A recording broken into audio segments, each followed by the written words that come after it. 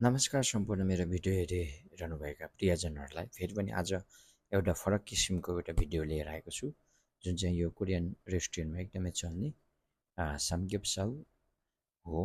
तर यो सामग्yeopsalलाई चाहिँ मैले कोचुजाङ सामग्yeopsal बनाउन गइरहेको छु। कसरी बनाउने यहाँलाई देखाउँछु।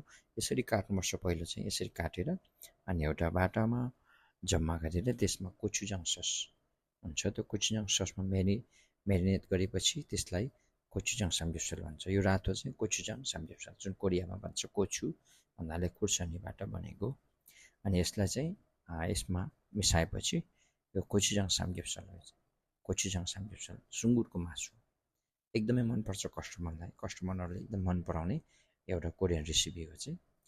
एकदमै मिठास छ, पिरो पनि अमिलो अनि नुनिलो एकदम मिठो छ। म आफैले बनाएको यस्तो यस्तो कुराहरू बनाउँछ हामीले यहाँ चाहिँ। तपाईँहरू पनि टेस्ट गर्न आउन सक्नुहुन्छ।